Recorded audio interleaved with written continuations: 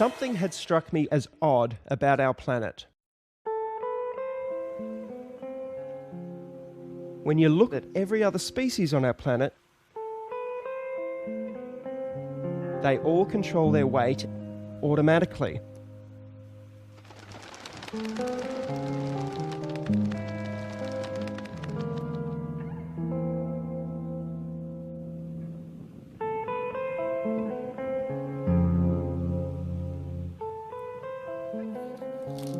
The only exception was us.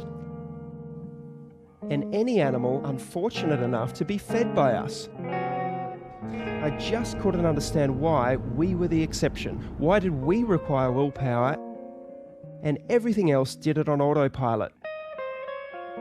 So I applied the only relevant skill I had, which was looking at evidence. And I found there was very little evidence for the standard eating advice we are normally given, and there was a whole stream of evidence which had been largely ignored. In fact, what we have been told about nutrition is dangerously wrong.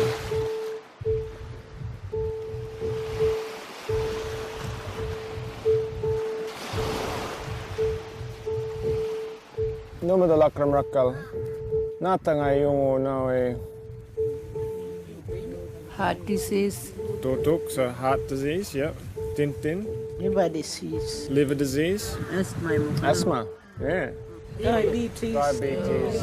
No, mana yung diabetes, man. Probably half the people here have diabetes. Yeah?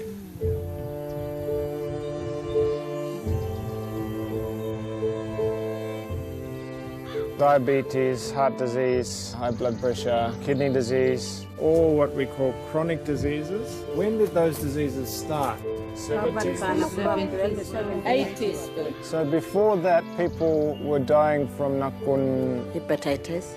hepatitis, pneumonia, TB. TB. Well, they're all the mulkurumala. These are the ones that came with the Europeans. Bacteria, infectious diseases. If we go back further, balanay ngatil ngay balandabunna. Ya kangatil ya kabyan ay kadalak. Kangatil ya kangatil. Bunda minananwalkan wala dingga nga lang kanila. Accidents wala kan. Look triol ko wait turkan baru lupan lana. What's the main? Old age. Old age na. Wawa. Old na.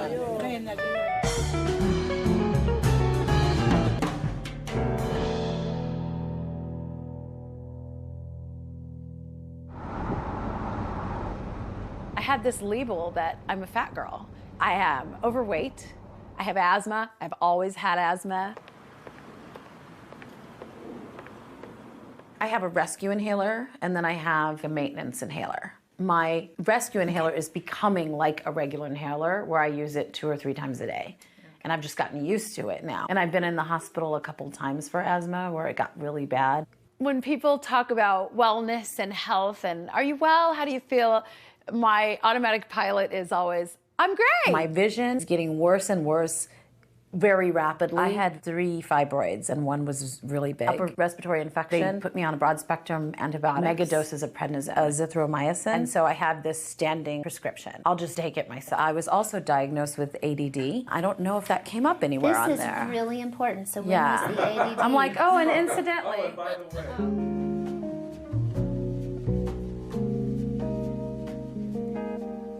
I remember when I was little, my mom taught me to write a letter.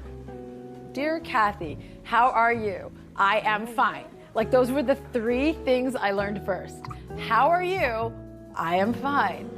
And I'm still doing that, but I'm not fine. This is levothyroxine. I take 1 a day for my thyroid. This is atorvastatin. It's for my high cholesterol. This is fenofibric, tizanidine, duloxetine. I take that for anxiety. Hydrocodone, cyclobenzaprine, gabapentin tablets that's supposed to make your brain process pain in a different way. This is also for my thyroid. This is for my neck pain. These are muscle relaxers. And that's my medication, which I think is more than enough. My mom struggled with weight her whole life. She created me to be an emotional eater. Somebody was picking on me at school. Come on, let's go get an ice cream. Something happened good in school. Oh, let's go out and celebrate. We'll go to Mickey D's, you know. And I ended up doing the same thing with my kids and my grandkids.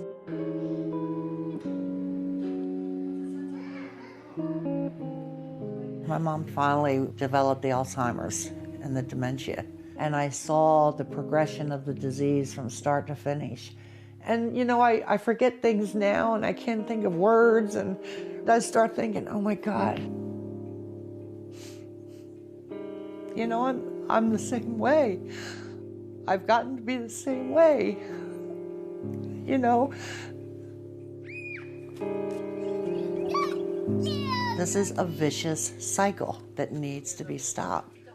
Kim, my daughter, she has arthritis. She has lymphedema. She has hypothyroid. Her daughter, Kaylee, is 9. She has celiac disease. Barry's children are 5 and 4. Barry and Lauren, my son and daughter-in-law, they have a daughter, Abigail, who's 5. Abigail, you want to come back with me? Okay, sweetheart. Just step right up here. She has autism. She's nonverbal. She has epilepsy. She has central sleep apnea. No. She has digestive problems. Any trouble urinating, any trouble with bowel movements? She has constipation. Constipation? Okay, she's Yeah. on the Miralax daily for Yeah. that? Okay. Yeah. The hardest part, just having a child that can't speak.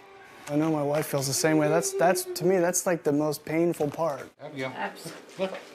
Look over here. Abigail. Abigail seems like she's doing really well, and then she'll get tired and she'll have a whole bunch of seizures, and it's like she's forgotten everything. It's like her brain resets itself. Playing music? It's really the seizures that compounds her autism. We're counting on average about 50 a day, so she's getting a great big cocktail of garbage. This stuff's pretty mild compared to this stuff. This is called Onfi.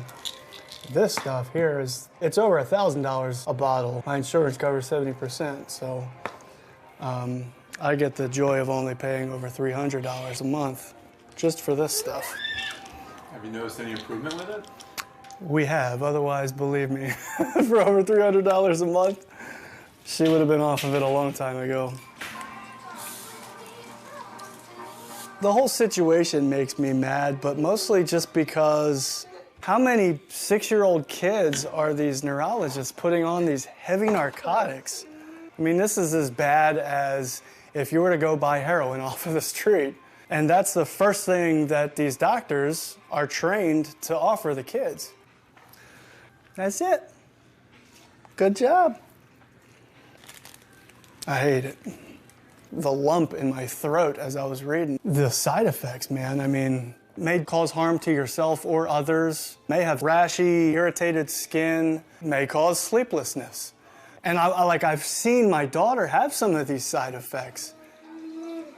We're gonna need a lot of help for sure. I have no idea. I have no idea how we're gonna do it. Do what? Switch her diet. She refused just about everything except for like the goldfish and Doritos. So.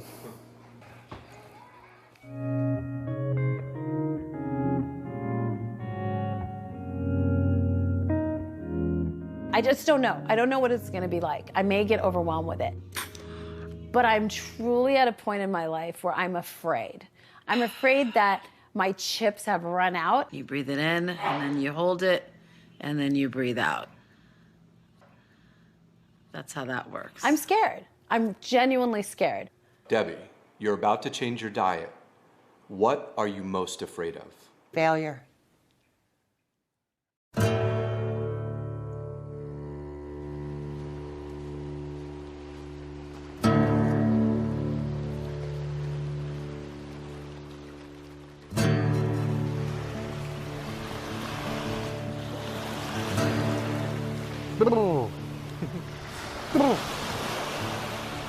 Wishing for luck.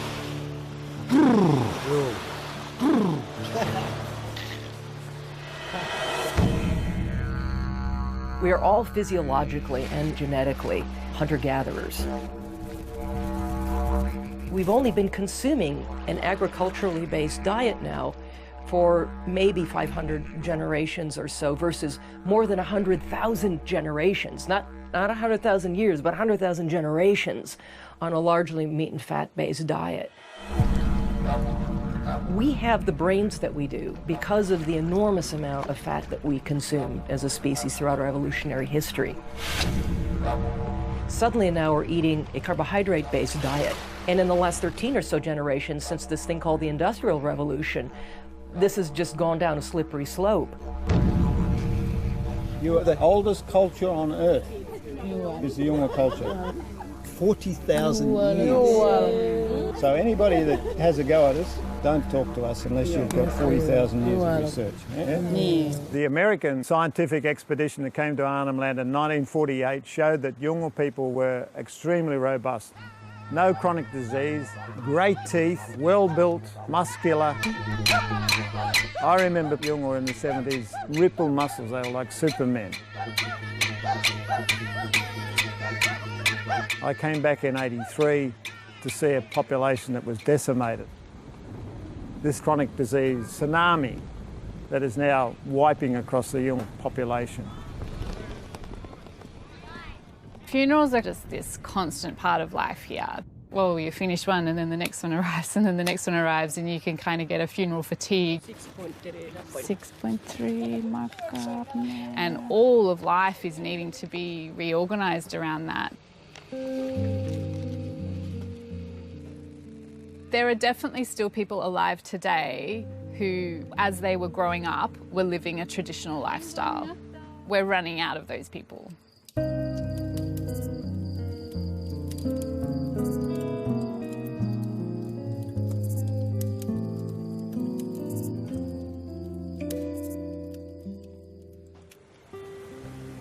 Everybody died. My friends have all gone. Even my best friends, they're not with me anymore. Life's not supposed to be like No.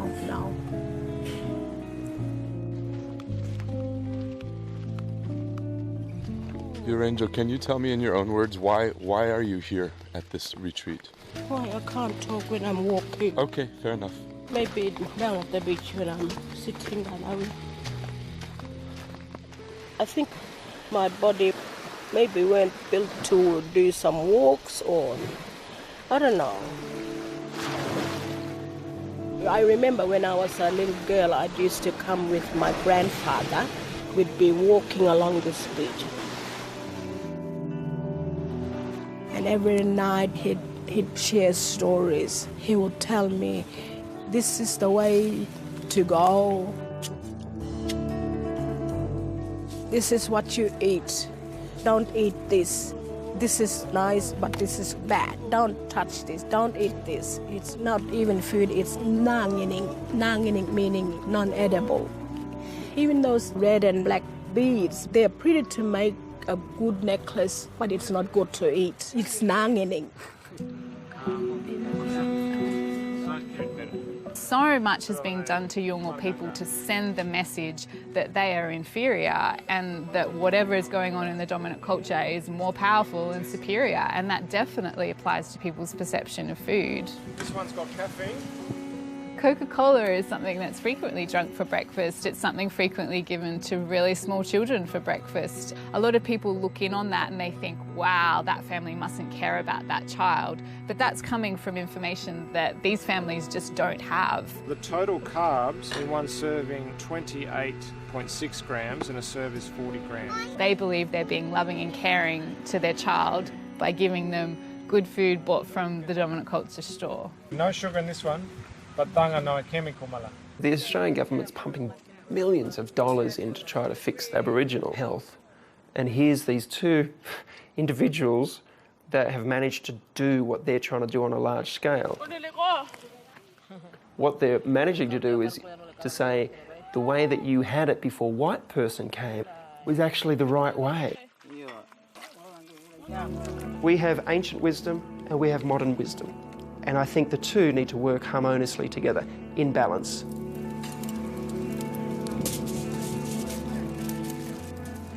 So in the philosophy of Hope for Health, what is good food? Good food is food that is grounded in the tradition of the Aboriginal people. This is the Yolngu way of cooking. And how might that translate to the rest of us? It's basically meat and vegetables, okay?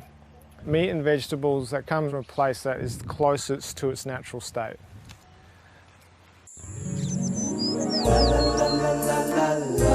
Years ago, there was a commercial for a particular margarine. That's not margarine, that's my sweet creamy butter. This woman, who actually turned out to be Mother Nature, tasted it, and she said, it's not nice to fool Mother Nature, and made lightning happen and thunder. The fact is that processed food is not natural. That's trying to fool Mother Nature. Should I get the trash bag out? Probably. We should be eating the foods that nature provides, not that are scientized, not that factories provide. Would it be okay if I sat down on that chair over here? Go through the store without a problem. Okay, I'm sorry. Your mom is the daughter of my father's sister. So your dad is my mom's uncle. That's right. Dude, everything in there is gonna have to go. I think it's probably best if it does. Pastaroni. What is pastaroni? Pasta. I guess. Even the name in and of itself tells you how highly processed it is. It's somebody's brand name. Abigail, get down. Any food preferences? I know you gave me the 3-day diet diary. Those are her food preferences. SpaghettiOs, chicken nuggets, goldfish. Goldfish is a normal. Doritos. What about drinks? Apple juice. Apple juice. We've hijacked our taste buds with food-like substances that are not whole food, that are not real food. Here's a good one. Imitation vanilla flavor. Propylene glycol, sodium benzoate, phosphoric acid. Doesn't that sound lovely? I don't even know what it is. Right. The whole low-fat thing is completely wrong. So we're going to add more fat to the diet. I mean, good natural fats. That's avocados, olive oil, meat fats from pastured animals like beef tallow, duck fat, lard. Having the federal government get behind the low-fat diet changed vastly the food system. You know, companies flooded in with all their low-fat products, responding to this huge demand. One of the most insidious things that market does for us, light. Light. Misspelled light is even worse than spelled correctly light. Every single day now we have newfangled foods and food-like substances being introduced. And then on top of it, we're genetically modifying and adding chemicals and things that we have no way of adapting to. There's added sugar in everything. Ketchup, sugar, juice for the grandkids, sugar, sugar, sugar, corn syrup. The applesauce is corn syrup? High fructose corn syrup is the second ingredient. I would have never guessed. Fructose. It's not going to be anything in here. We have found a winner. You know what? Scratch that. There's sugar again. That's something. Yeah. Wow. Obviously, we will never again eat cereal in our life. Perfect. Get rid of it. Bread and other grain-related products are really worrisome, A, because of their gluten issue, but most importantly, because of their carbohydrate content. I don't even know if we need to say anything about this. Yeah. Just, Okay. I call wheat the perfect obesogen. Food perfectly crafted to make you fat.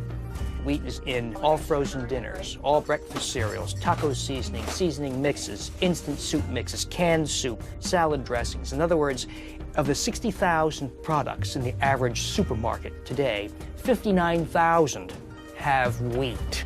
There is nothing you can get at a grain that you can't get anywhere else. Not even close, in fact. Meat, seafood, vegetables, fruit, nuts and seeds, and eggs have so much more to give. Maple and brown sugar, heart healthy. You know that can't be right, right? Wheat was added 10,000 years ago, which sounds like a long time because it predates the Egyptian Empire, the Greek Empire, the Roman Empire. But 10,000 years represents less than 0.5% of human race's time on Earth. We went from a diet that was 90%, meat and fat to suddenly relying on grains and legumes for the very first time in our evolutionary history. These all gotta go. When a label goes out of its way to tell you how healthy it is, like 100% whole grain, reduced fat. By taking fat out, you guarantee that people have to shift over to high carbohydrate foods. That's just what happens.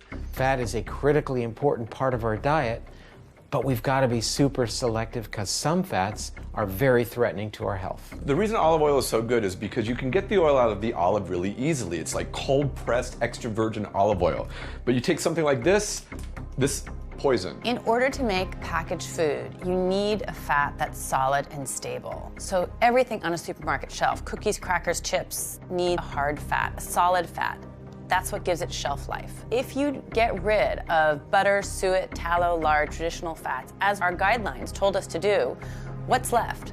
Hardened vegetable oils, which is basically trans fats.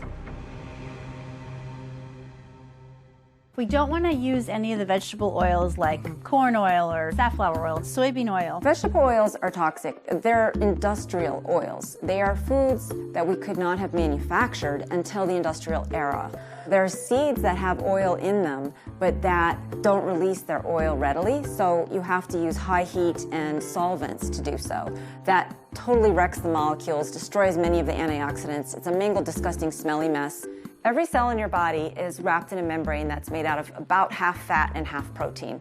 If the fatty acids comprising your cell membrane are unnatural, that cell membrane cannot function in the way that it's supposed to function. And that's the beginning of disease. It starts at the cellular level. Vegetable oils are acting like little miniature Trojan horses. Your body doesn't recognize them as not natural. It will make cell membranes. It'll make brain cells. But it's as if you were trying to build a house and your contractor said, well, we don't have any bricks, but we do have these little styrofoam balls. Let's go for it. Did the food grow on the planet? Did it swim in the water? Did it run on land? That's food. The one question I wish every single doctor on this planet would ask every single one of their patients is, what are you eating?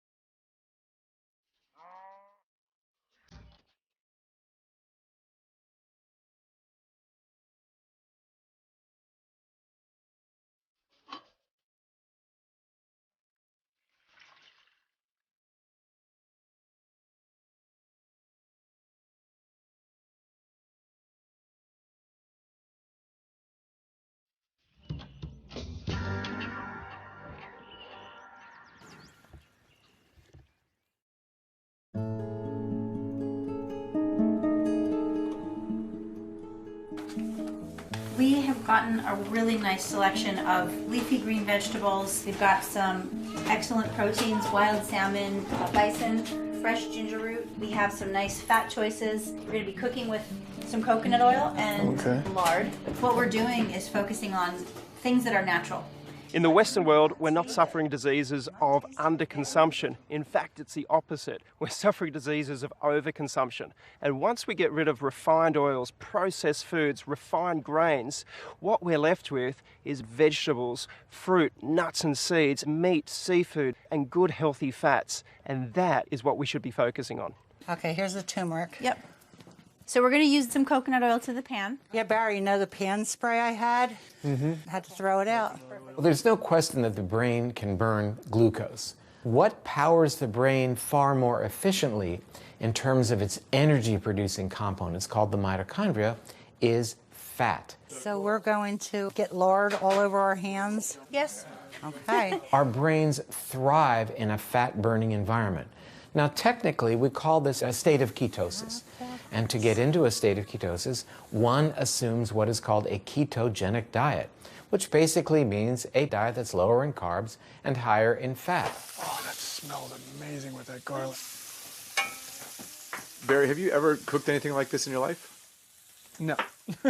Being in a mild state of ketosis is really the place to be.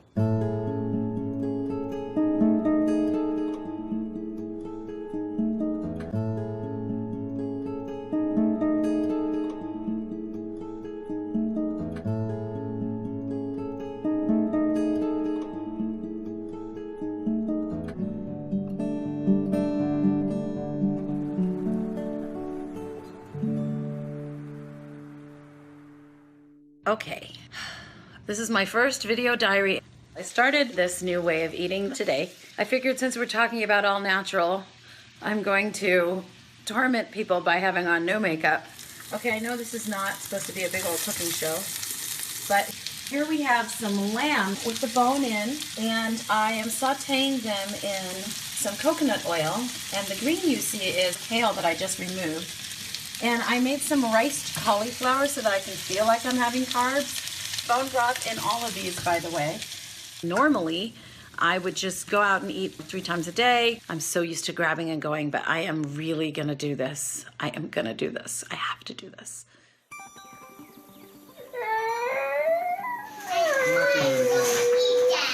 Emma's convinced that we were punishing her. You eat some chicken? No. No, why not? She's like, why are you taking all of my food away? This is mean. I can't eat macaroni and cheese. I can't eat chicken nuggets. I can't eat SpaghettiOs. She just went down the list. Tattering through this list of junk. I'm just like, man, we didn't feed her anything healthy. Like, we literally took away everything that our children have been eating. Okay, don't throw it. Those are scrambled eggs on the floor. She just started pushing my hand away as I was sticking the fork into her mouth.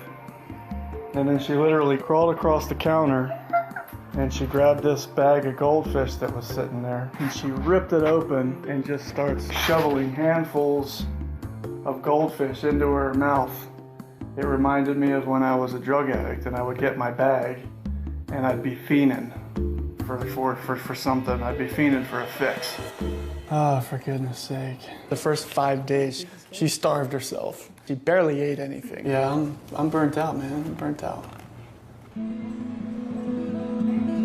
That was the turning point. She was just more. I mean, she just was a bottomless pit. Abigail's eating coconut. And from that day forward, it was like she was eating everything I gave her. Everything. There you go. Barry texted me the day that she was eating with a fork. There you go. Good job. He texted me that she had never done that before, that she was eating a piece of steak with a fork. And what is she eating? Steak and kale. And I mean, I was literally jumping up and down. And I think he was too. I was so happy. She just took the fork and stuck the steak and popped it in her mouth like she's been doing it her whole life. It was crazy. So anyways, we're doing great. I'm looking forward to seeing where she's at in another 2 weeks. There you go. Good job. When a little baby's put in your arms and you giggle and they giggle back, this little body is talking to me without language, but talking in their own way, and the baby lights up. He never lit up. We knew from the moment he was put in our arms at 2 weeks old, we knew something was amiss. When he was 3, I decided to put him on a specific carbohydrate diet. Just meat, vegetable, fruit, nuts and seeds. 3rd day on specific carbohydrate diet, he fed himself for the first time. The 5th day, he said his first word. So I almost fell over on my chair. He said, "We come for welcome," because I said, "Thank you." I would always talk to him. And it was always me doing the talking, us doing the talking. And he, wouldn't answer to his name, all that typical autism stuff. I said, "Thank you," and he said, "We come." One of the things, though, that always bothered me was that he didn't seem to be able to stop bobbing, rocking, verbal noises. And so I was already beginning to wonder about if he needed something more.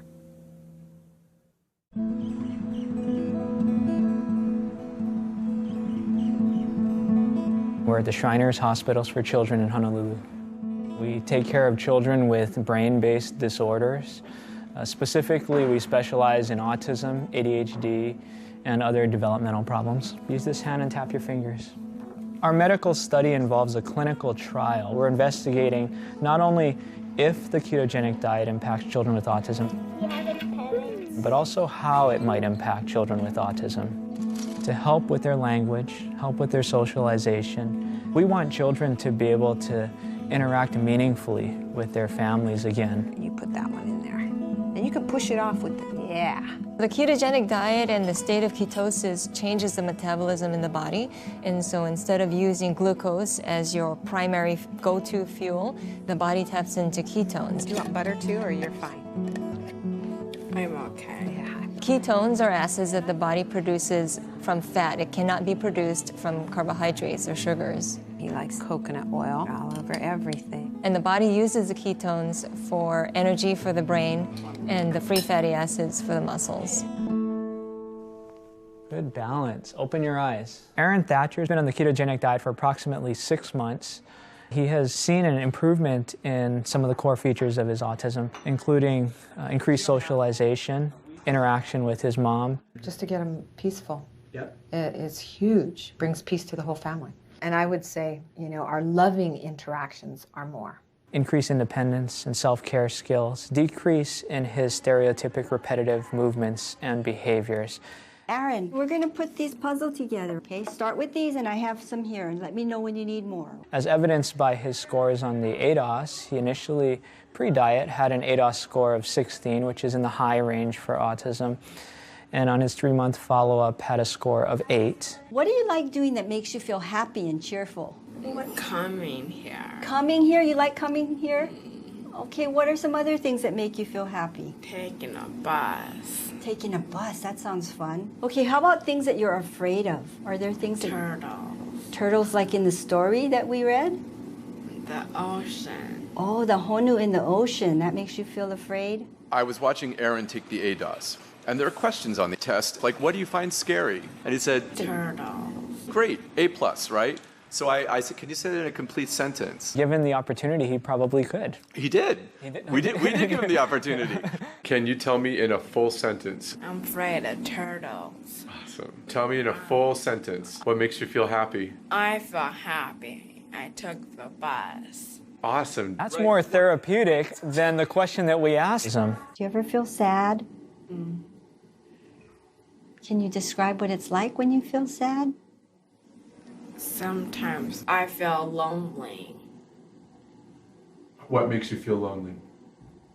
When I be by myself. Oh, can you say that in a full sentence? I feel upset because I'm a lonely person by myself. There are some common metabolic processes in the body that exist within every cell in our body.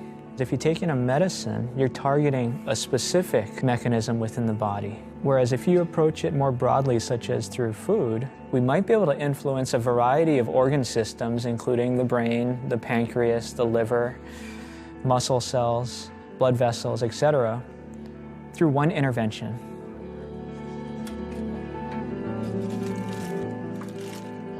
And this is not a new thought. This is an old thought, thousands of years old.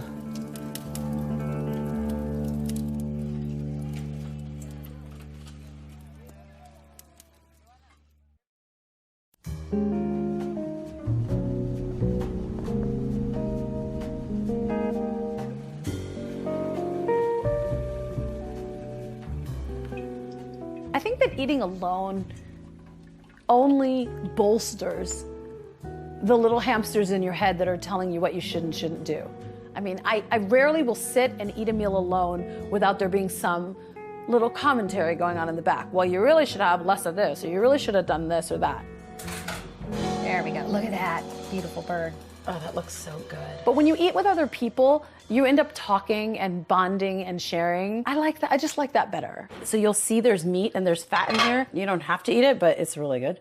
It's interesting with the fat that's floating. I've become so ingrained over the years of fat's no good, don't want fat in my diet. You know what I mean? It's hard to like... I thought about your face. I'm like, Lisa's going to be like, I cannot eat that. I thought about you. Well, it all started with Susan Powder back in the early 90s. With the spiky hair. Yeah. I'd go buy a fat-free cake and I'd eat the whole thing and I'd be like, I'm eating fat-free. But all of that sugar turns into fat. It's carbs. So they say it's fat-free when really... Well, yeah, when you're eating it at the time, it's fat-free. It has no fat in it. But what does it turn into once it goes into your system? Fat. More fat. So we're gonna make the mayonnaise, basically eggs and lemon plus oil equals mayonnaise. Okay. Right? I love it. So let's prove it. This is olive oil. Yeah, I'm using olive oil. You wanna use a pure oil like this that isn't gonna be toxic to your body. And Lisa's scared of the oil. It's gonna be okay, Lisa. I'm like counting up the Weight Watchers points in my head. I would love to be able to not have to count Weight Watchers points and not have to be so scared of eating sometimes, you know? But I'm scared of, if I don't do that, then I'm gaining the weight back. And so it's that allowing yourself to have the freedom to trust your body, to trust that when you do it, it'll be okay because you're eating real food.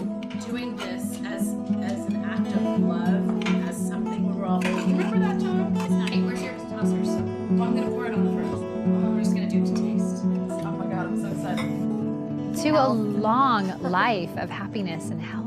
And friendship. And friendship, absolutely. Cheers. That was fun. I love you, girls. I love you too. In the 1950s, the nation was really in a panic about the rising tide of heart disease that had come from pretty much out of nowhere to be the nation's leading cause of death. In 1955, President Eisenhower himself has a heart attack, and he's out of the Oval Office for 10 days. So the nation is fixated on this problem, an urgent public health problem.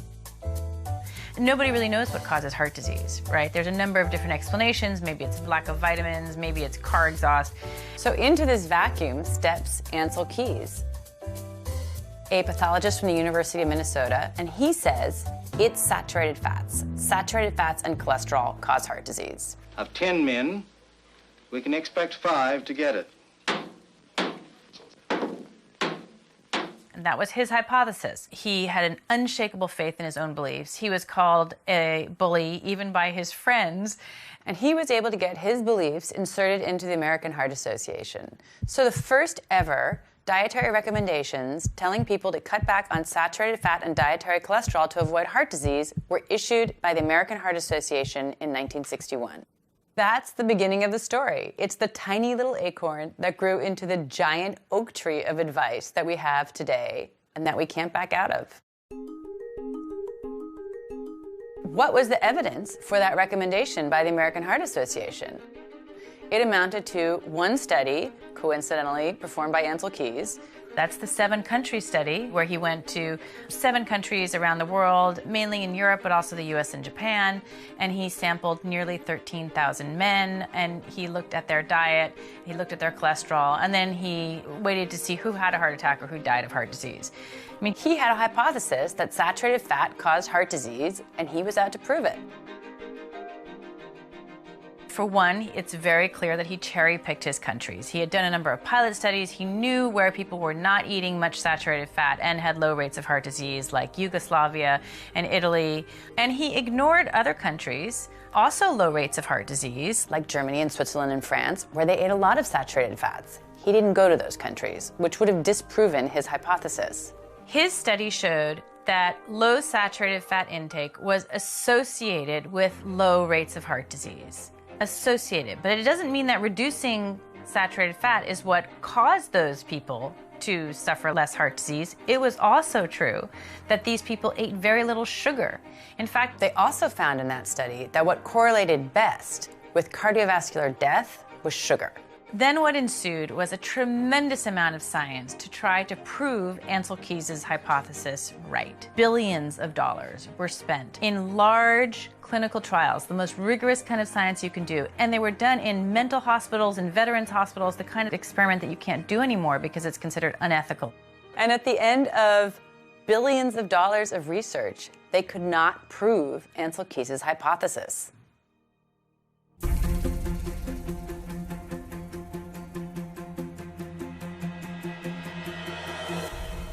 We have lived a lie for 50 years. Professor Timothy Noakes is one of the very few scientists in the world who have an A1 rating. Sports scientist Timothy Noakes begins his defense against unprofessional conduct. The charges against Noakes were laid by the Association of Dietetics in South Africa after he advised the mother on Twitter to wean her child onto a low-carb, high-fat diet. The health dietitian tweeted, "Don't listen to him, it's a terrible thing to say, I'm going to report you." This was seriously harm our profession. The dietitian went on and lodged a complaint with the Health Professions Council of South Africa. That's the regulatory body for unprofessional conduct. That is the most serious charge you can level against a medical doctor. It's time for us to take charge of our nation's health. This is the modern-day trial of Galileo.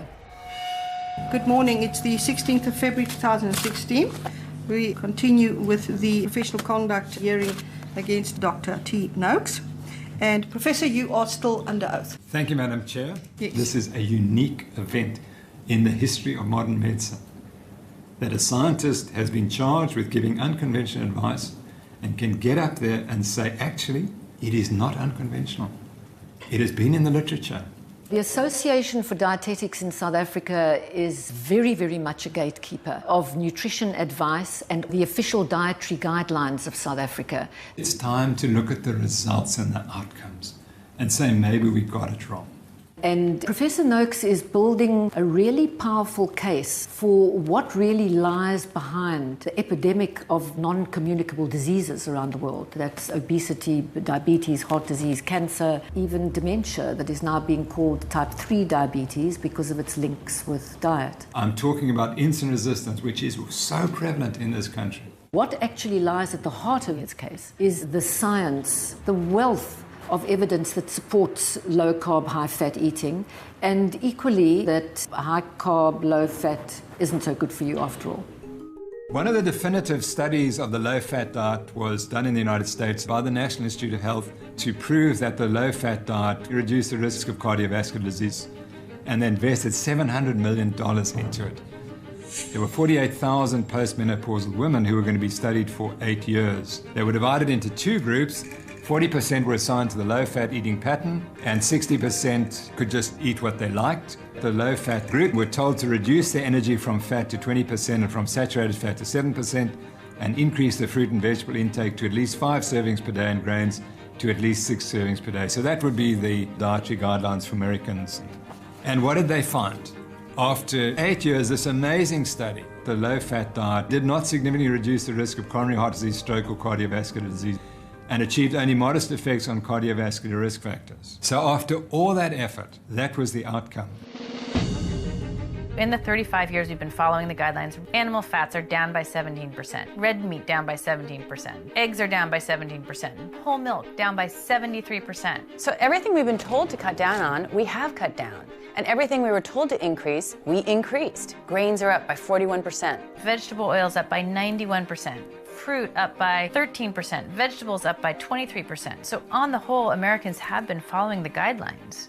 It leads you inevitably to the conclusion there must be something wrong with the guidelines themselves.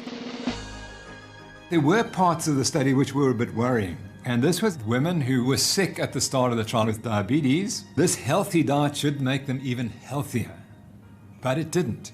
Women with diabetes did worse. And what I found interesting is they've never reported the 8-year data on the women with diabetes in that study. And you have to ask, why? When these study results are coming out, they're deeply inconvenient. This hypothesis has been adopted not only by the American Heart Association, but also by the National Institutes of Health, the entire federal government, medical societies, and a number of industries, the vegetable oil industry, ADM, Monsanto, Bunge, some of the biggest companies in the world, and the grain industry and the soybean industry. So these results had to be ignored somehow or suppressed. I've been left with a very disturbing feeling that this hearing was set up from the very beginning. We'll adjourn tomorrow, 10 o'clock sharp. There is much more at stake than a simple tweet. There are powerful vested interests. People stand to lose a lot, whether it's status, money, in accepting Professor Noakes' viewpoint.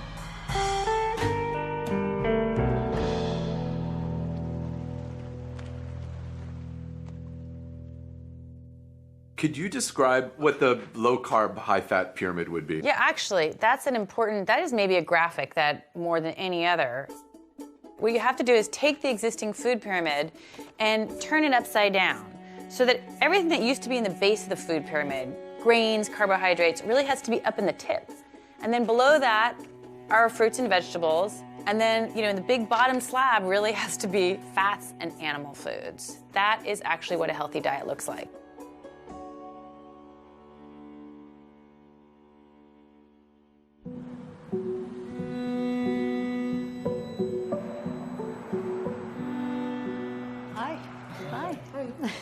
I was so excited to come here today to see if there's any changes with Abigail. The first time I met her, she was walking on top of the windowsills. She's a climber. Abigail, get down. Flopping all around on the couches.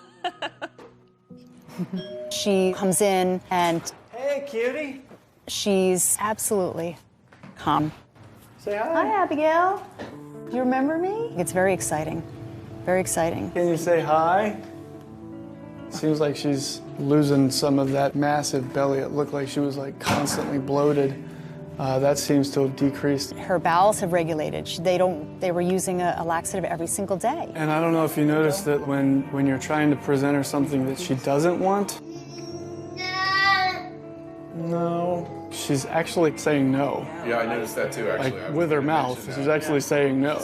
She's able to concentrate and she's able to progress because she's not running all over the place and she's not seizing. Her seizures are going down, and we have tangible data from the school. We are actually starting to wean her off of the anti-convulsory narcotic that she's on that I think you guys heard plenty of complaints from me about. These are great strides within just 5 weeks. It's great. What do you make of his sort of subdued attitude about all that? They live with Abigail day in and day out. You don't see your children grow. That's incredible news. Yeah. Is that not big news? Yeah. I have faith in bigger, better things, man.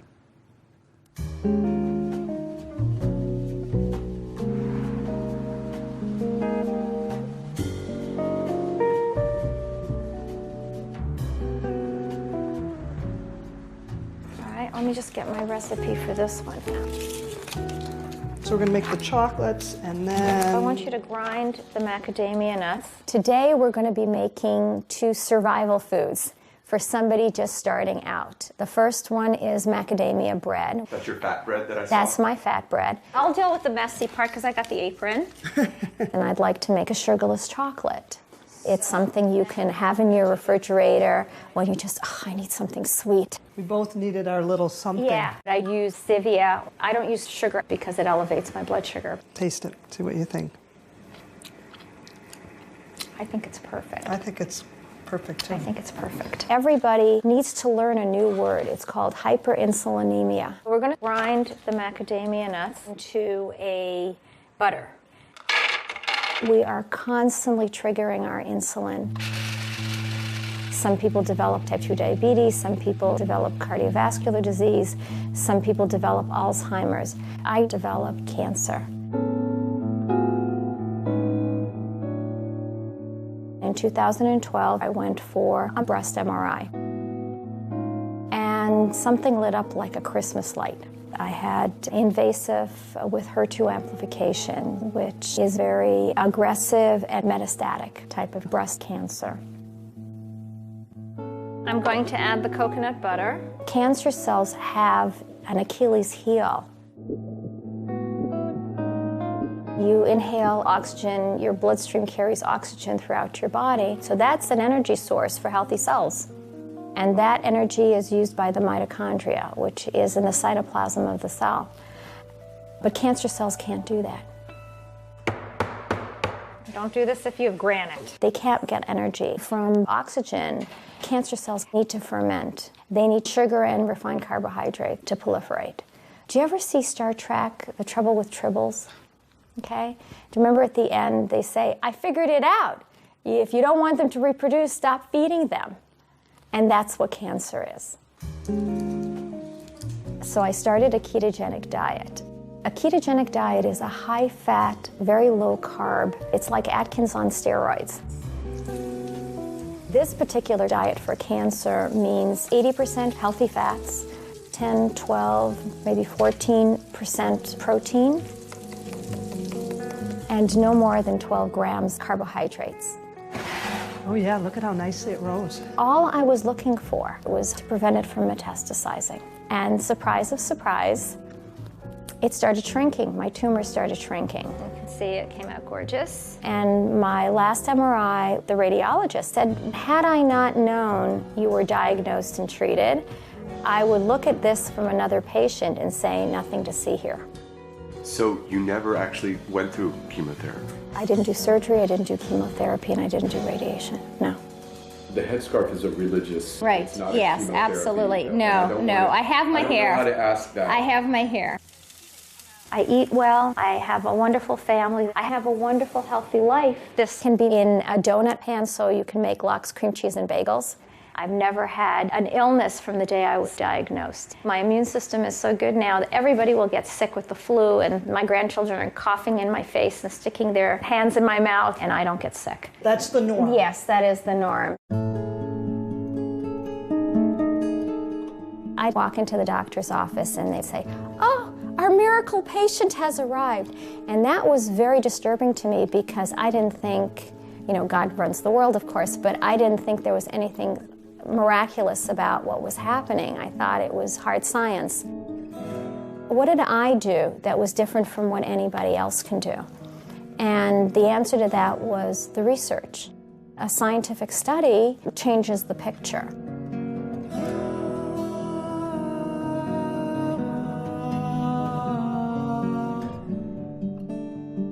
Cancer is described as an immensely heterogeneous disease. That's in fact a buzzword that's now very much in the literature. If you have a primary tumor, this cell can have this mutation, and right next to it you can have a cell that has different mutations, and the cells in the metastases have still different ones. And so what happens is, no matter how you target your cancer therapies, you're going to end up catching some of the mutations, and then some of them are simply going to be mutations you didn't hit with these particular therapies, and then those cells are going to be the ones that survive and come back to get you.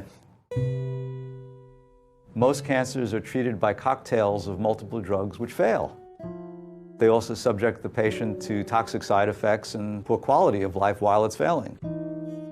But in some respects, the more heterogeneous the cancer gets, the more it tends to converge to a common metabolism. That cancer cells depend on glucose as a source of fuel.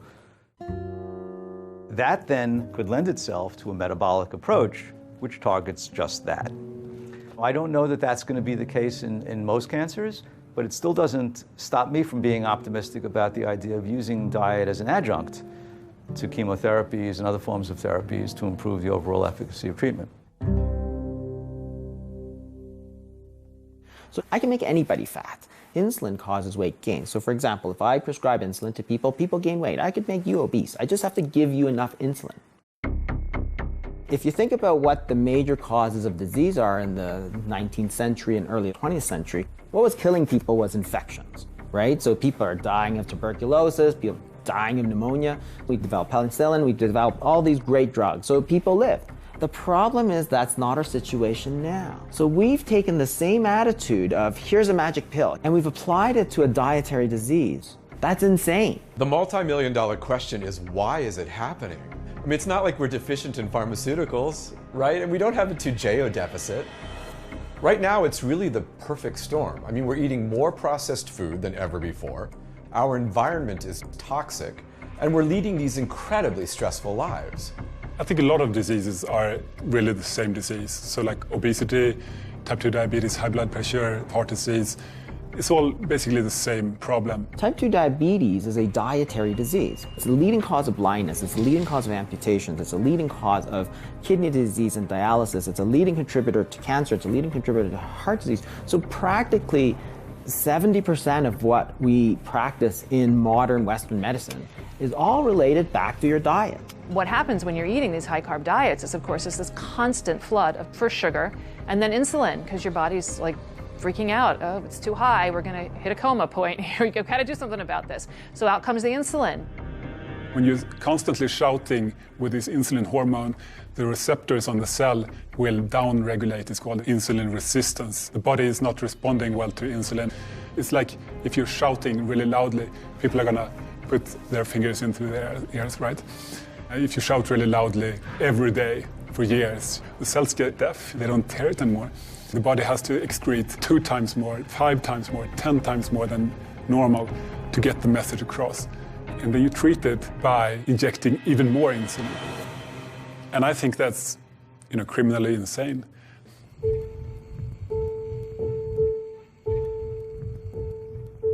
When you start on the Lantus, which is the long-acting insulin, you start at a certain number and then you gradually increase it by like 3 to 5 units a night based on what your sugars are. So I think I started out at 20. This is 4 years ago. And I was up to 55 in no time. When you look at diabetes, type 2, it affects every single system in your body. So it's not just the insulin and the sugars. You end up getting, I have peripheral neuropathy where I've lost feeling in my feet. I have gastroparesis. I have early kidney disease. I have, what else? I have coronary artery disease. The arteries in my whole body are pretty much affected. This carotid artery is 99% occluded, meaning that I could have a stroke at any time. We had talked on Friday. Yes. And so you decreased your insulin even more. Did you have any issues this weekend? Where were your sugar levels? No, they were all good. Last night's was 91. Since the 2 months that I've been doing this food program, 2? Yeah. It may just be 6 weeks that she has been here. Yeah. I've lost 17 pounds. And within a month, we were able to decrease her insulin by half, even more. I don't have any more sliding scale, regular short acting. I have the long term is down from 50 units to 20 units a night, which in the long run is going to save me a whole bunch of change. If things keep going the way they are, the possibility is that she could cure her diabetes with food. Can you imagine? I was hopeless. I was just getting fatter and fatter and sicker, and I really was at the end of my story. If I could inspire one person to stop and take a look at what's happening with their life, if it's in regards to your weight, depression, diabetes, understand that there's hope.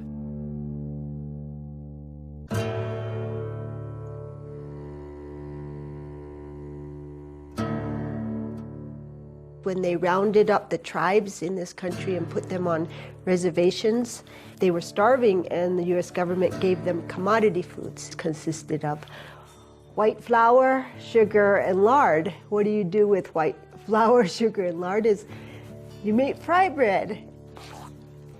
It's our concentration camp food.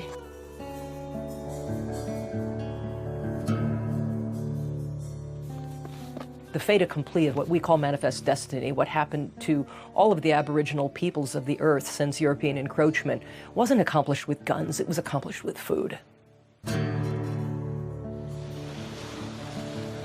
Damper has become #1 food for Yoruba people. Settlers, missionaries, they gave us damper, and our grandfathers, grandmothers, and all our families, they liked it. That is looking yummy. These modern displacing foods were being brought in as rations by the missionaries. They're very addictive things like tobacco and sugar and flour. You must have a damper with a syrup or rice jam. It's required. Must be. Must be. Always. But even if you took the syrup and the jam and all that stuff off of the damper, it would still be... It would still be bad. It's still yakka. Yakka menmak. Yakka menmak. Yakka menmak.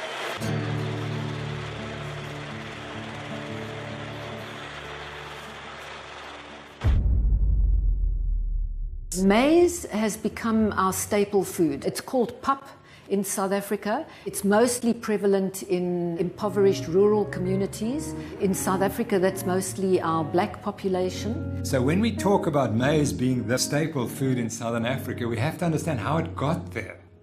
It was a decision by the South African government to produce maize on an industrial scale. And the question is, well, was that good for our people or not? It's not indigenous. It was never indigenous to South Africa. All our maize is genetically modified. It's refined. It's high carb. You might as well be eating a bowl full of sugar. And dietitians, including the one who laid the complaint in the first place, are proponents. And I'll argue that it was the introduction of maize and making this a staple food which has been a problem for us. Madam Chair, objection. I really can't see how the details about something based on a conspiracy theory is relevant. Madam Chair, in respect of the influence of industry driving the obesity epidemic, there were sponsors for ATSAN. There were a number of sponsors, including Kellogg's, Pillsbury, etc. If you work with a flawed model of just energy in and energy out, you forget about how behaviors are modified. You forget about how addiction comes about. You forget about how advertising influences the whole epidemic. I am submitting that that is irrelevant. The objection is overruled. Professor Noakes, you may proceed. Thank you, Madam Chair. What I learned during the process is the key to this debate, that industry completely controlled what the information coming out to the public was. And I exposed that in one chapter. These guys know what they're doing. You know, it's not an accident, I don't believe, that people are hooked on all this junk and processed garbage. The Global Energy Balance Network was a front for Coca-Cola. There's something bigger going on here. The whole food system needs changing. What Coca-Cola is doing is to control the messaging of obesity globally by controlling the scientists. One of the tactics that industry uses is they'll fund studies that are designed to confuse the record. Their goal was not to talk about obesity. Their goal was to confuse the public. Almost all scientific conferences depend on industry funding, even to discuss a subject. If there's no funding, nobody's interested. Nobody wants to even talk about it. It's like depriving a field of oxygen. I've repeatedly been told that there's no evidence to support the low-carbohydrate diet. That's incorrect. This is a randomized controlled trial published in 2008 by Dr. Finney. These are expensive trials and there's no money to do it. He does not get funding from the National Institute of Health. He has to go and raise his money himself. This is the evidence. He's putting people with a metabolic syndrome, half of them on a high carbohydrate, low fat diet, and the other group on a high fat ketogenic diet. Look at the results.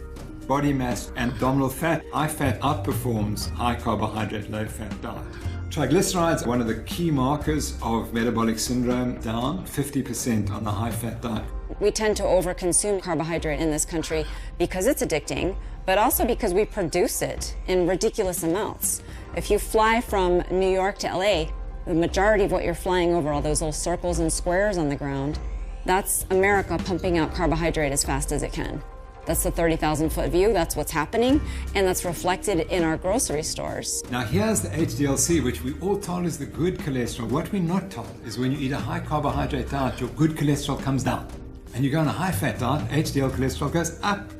There isn't a single multinational corporation on planet Earth that wouldn't stand to profit from every man, woman, and child consuming a carbohydrate-based diet. That very particles that are damaging our arteries are increased on a high carbohydrate diet and reduced on a high fat diet. It's incredibly cheap to produce, it's highly profitable, and it keeps you perpetually hungry. What could be more perfect? Now, this is even more remarkable. Saturated fatty acids in the bloodstream, which greater your risk of heart attack. Now you eat more saturated fat, and the saturated fatty acids in the bloodstream go down. Pharmaceutical companies are profiting from this. Weight loss industry is profiting from this. Undertakers are making out like bandits. About the only people that aren't profiting from all of this are the rest of us.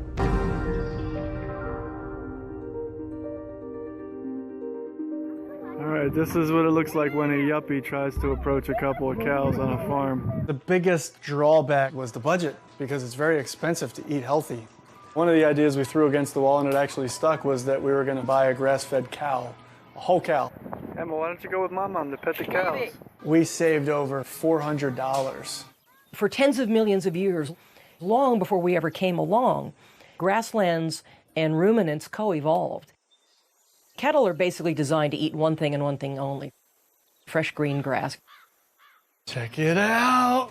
Yeah, buddy, grass-fed meat. I've got hamburger, I've got T-bone steaks, porterhouse steaks, I've got liver.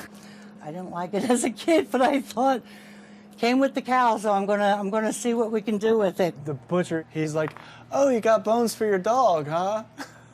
We're like, no, they're for us. Like, we used to have 40 more species of large herbivores roaming across North America before the end of the last ice age, and we had 60 million bison thundering across the Great Plains.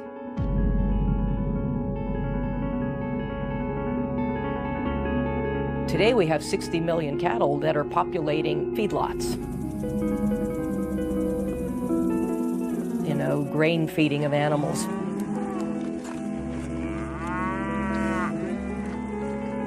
And what do grains do to cattle? They fatten them up. We could take a hint from that. Roughly 97% of all the meat produced today is produced in these feedlots. Go vegan! Go vegan! And where we hear passionate vegetarians and vegans and animal rights advocates screaming about how we raise animals for food, I'm standing right there with them. It's wrong, it's unsustainable, and it has to stop. But there's also misinformation and misunderstanding being promoted by genuinely well-meaning people.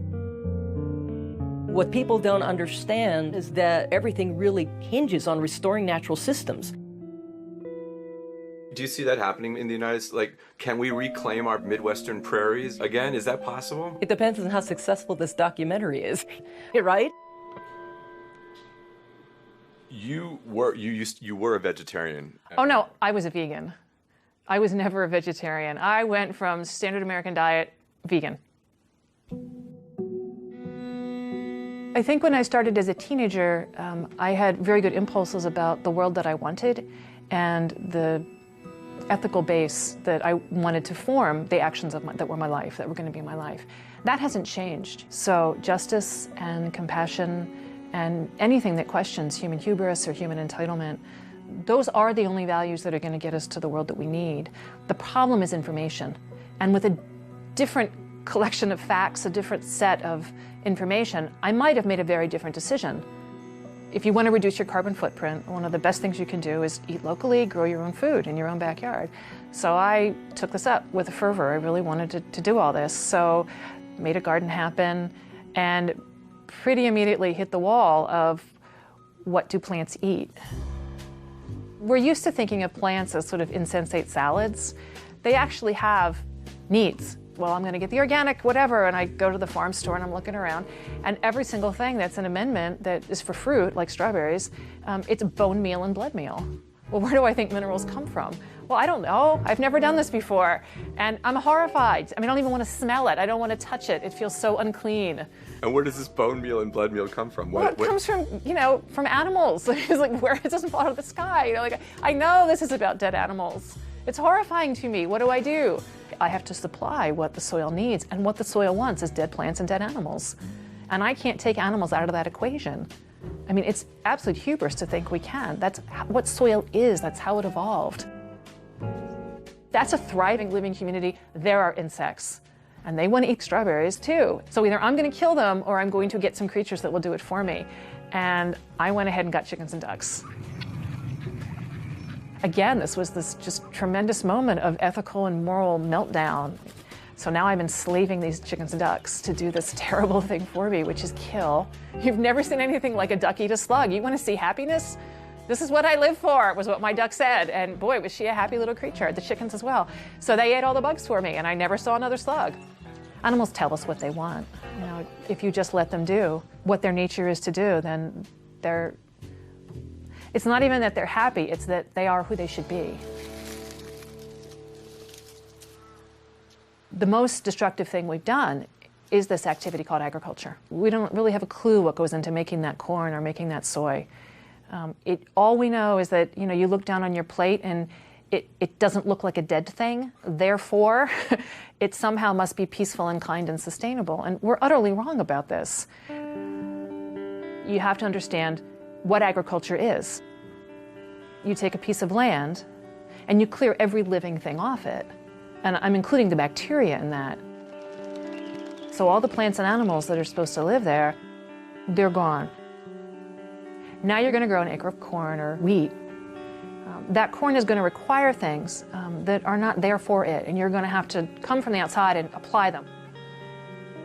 It's going to take a lot of fertilizer, insecticides and fungicides, because you're fighting a war, right? All those other plants and all those other little animals want to come back. Now, another thing that happens is every time you plant that corn, you're destroying that soil, a prairie or a grassland. It's the perennial roots that make channels for the rain. When you only have annuals, they don't live a long time, so they don't have time to build long roots. So year by year, you are drawing down that soil. And then, of course, all that soil washes off. You know, if you're on any kind of a slope, it all is just going to go into the local river and kill it with all that dirt. So now there's no fish either.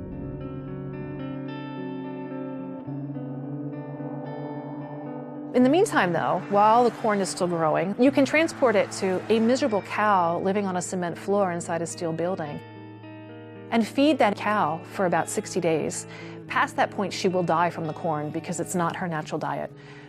But until that point, she will get really fat really fast, and then slaughter her, feed her to humans. So you're going to make people sick eating this meat as well. As far as I can tell, this is nothing but death and destruction from the very beginning to the very end of this. Now I'm going to walk you through another scenario, which is you take the same acre of land, but you don't hurt it in any way. You let it have its own wisdom, its own impulse toward life, its own wild way. And what you have is a whole bunch of perennial plants growing there. You have a whole bunch of really sturdy grasses.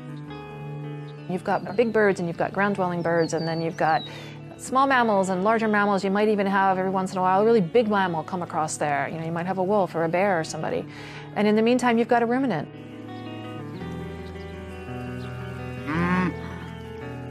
So you've produced the same amount of food for people. You've got the one ruminant at the end. You know, you slaughter her and now people can eat. But that acre that is still in that prairie, that grassland, you could come back in 10,000 years and all of that life would still be there. The only thing different would be a little more soil, which is to say a little more resilience, a little more depth to life. And that is how we lived for 2.5 million years as humans on this planet, participating in that cycle.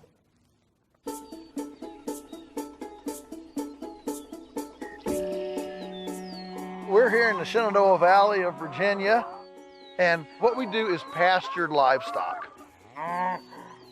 In nature, herbivores live in large groups and they migrate. All we're doing is duplicating that kind of migration, moving the animals across the land so that this choreography, this ballet of the pasture, can perform its dance on the grass. When people say eating this way is unsustainable? Oh, listen, it's not only sustainable, it's actually what we call regenerative. It allows the grass then time to regrow, to recuperate. Grass is essentially 95% sunshine. This takes sunbeams and converts it to something that has weight.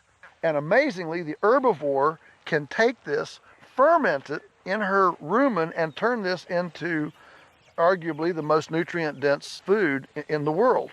Grass grows in what I call, an S curve. You can see that S. So diaper down here, teenage, rapid growth, and then nursing home out here. What we want to do is keep this forage in this rapid growth state as much as possible. So the role of the herbivore in nature is actually to prune the grass to restart that rapid metabolic capacity. This is what builds soil, hydrates the landscape, and actually sequesters carbon. This is the system. When grass is allowed to be as productive as it's supposed to be, it actually is far more efficient at converting solar energy into biomass than even trees. That's why all the rich, deep soils of the planet are under prairies with herbivores. And if every farm in the world would do this, we would sequester all the carbon that's been emitted since the beginning of the industrial age in fewer than 10 years.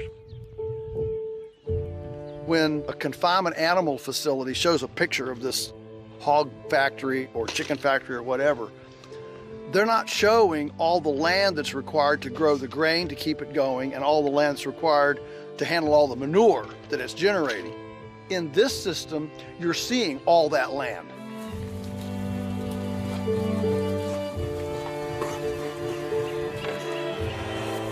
I think a lot of industrial agriculture thinking is that the earth is a reluctant lover.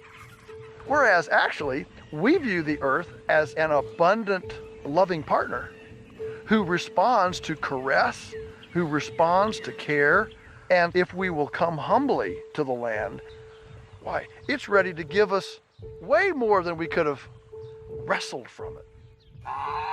This is the mystical, awesome cycle of life, and to be able to be this close to it has a humility to it, a perspective that is actually quite profound and actually quite historically normal.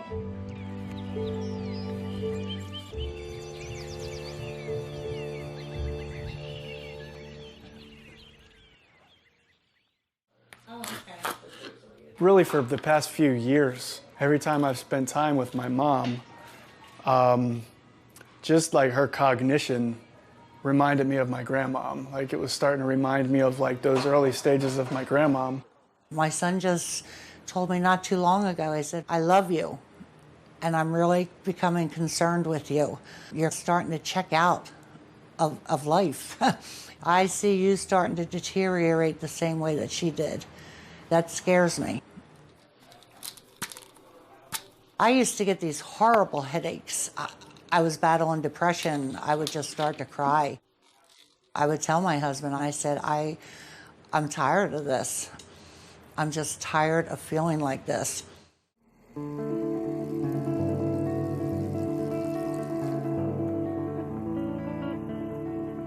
Since we started eating clean like this, I have not had, and I kid you not, I have not had one of those headaches, not one. My energy level, my thought processing, I mean, I've seen remarkable changes. You know, until you've been there in that dark place, you can't really grasp the magnitude of it. I have been there and I have lived that. It's like a vicious cycle, you know? And this is just so much better. Does it taste like a strawberry? Was it good? Yeah? To sit down and have a conversation with my mom, and she's clear-headed, like for the first time in years. You gotta squirt water down into the hole. I feel like I've got my mom back. I can't wait to see in 6 months from now, what other changes could there possibly be? The good news is something I never thought I would hear myself say, that I am completely off all insulin. Oh, Patty, Yeah. congratulations, that's incredible. Yeah. When your blood sugars have been completely fine? It's been 10 days. Are you kidding? But who's counting? How much weight have you lost in entirety? 45 pounds so far. It's so exciting. 45. I think that's 3 dress size. I'm halfway. I would like to lose 90, so. I find that so fascinating. The first lines of defense are always like, take this pill, take that pill, that medication. And like, oh, you're at the end of your rope. And say, maybe you should try changing what you eat. I think I always knew that, but I don't think I knew how. And as much medical knowledge as I have, even nursing, I don't think they teach you enough about nutrition. I mean, that kind of makes me a little bit embarrassed to say, but it's been a whole big lot of reflection. A whole new world opened up. I think that's what was amazing to me. I mean, I just... Yeah. Anyway, I I'm happy. That, so thank you for that. Thank you. There's something implicit in all of this that no one seems to be saying. The human body is a vastly complex system, but how we fuel it is really simple. If we fuel our bodies correctly, then the complexity should just take care of itself. So, metabolically speaking, there are really only 2 fuels we can use. They are sugars and carbohydrates, which is glucose, and fat, which is ketone bodies. If we go with the notion that fat is the fuel that nature has intended, then suddenly all the dominoes just fall into place.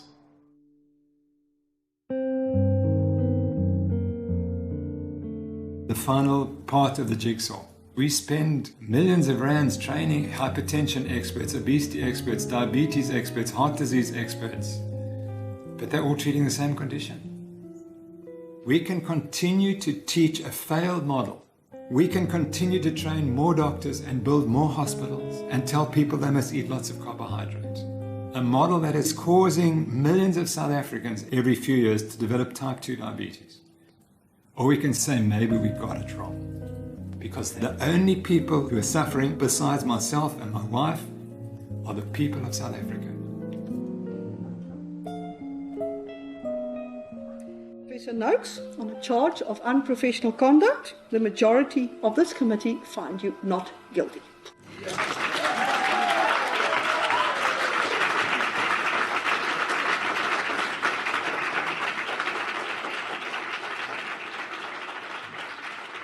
You've got to let it go and watch it grow. 'Cause it takes every voice to make this world whole. It's been about 5 months since I started eating this way. My clothes fit better, my skin is clearer, my voice is clearer, my mind is clearer. This is all about the freedom you want. I was having ongoing respiratory infections most of my life. I haven't had a single thing. No antibiotics whatsoever. No antibiotics. I haven't needed it. I haven't used my inhaler for about 3 months for any reason whatsoever. But I did not expect my lungs to clear out. No more inhaler. From the first unto the last, connected. Our bodies are perfect. Directed we fly. If you don't actually take a moment to just revere the way nature works, just truly look at it, at how perfect it is, you're in for trouble. 'Cause if you listen to the voice within, a melody will soon begin, and you'll feel the vibration in your soul.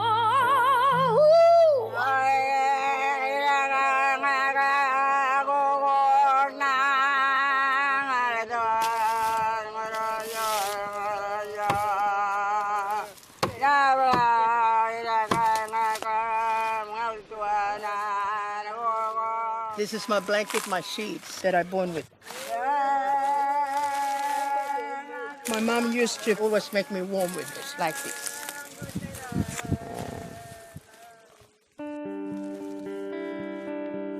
A week ago, you were talking to me, and your body was not in a pleasant place for you. No, not yet. The second week, I went out on that walk and I started singing away as I was walking. And I was so happy.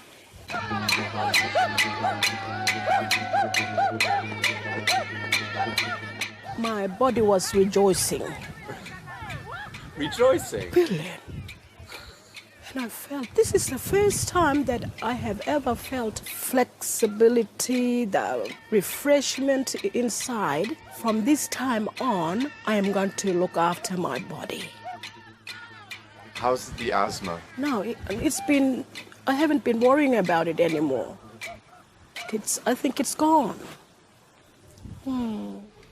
You look at the problem of Indigenous health and it just seems like this massive epidemic that's just so huge and impossible, and how can you find a pathway through it, and so many resources have been poured into it, and I think so many Australians are frustrated about how many resources have been poured into it and we're not seeing any results, and it feels like this hopeless solution.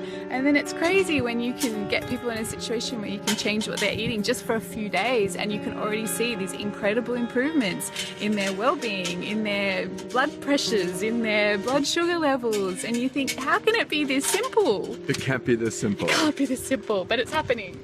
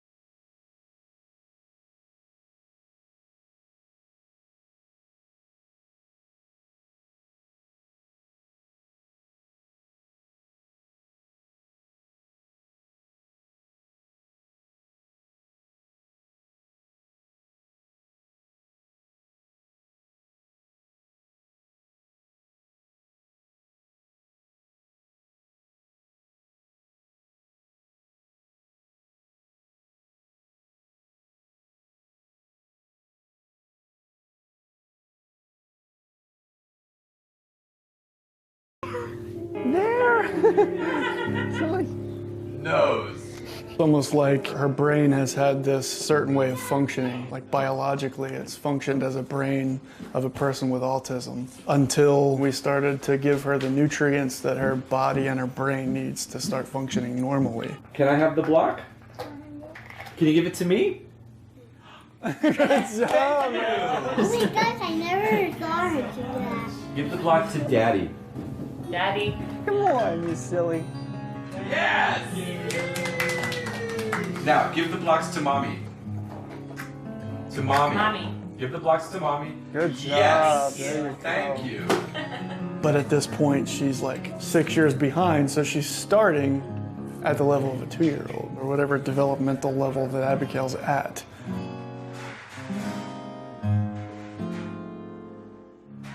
I got her a bunch of summer clothes in April because it was her birthday. It's probably not till July I started putting them on her. And they were all too big. They were all like a size too big for her. She looks amazing. It's such an easy recipe, I've got it memorized. It's 4 eggs, half a cup of almond butter, and a cup of squash. So no grains? No grains. And I always melt some ghee over top of the pancakes so she gets some fat. There's a child trapped in this body that is, you know, crying out to be released, you know? Hey! Hey! And it's like she's waking up. Yeah.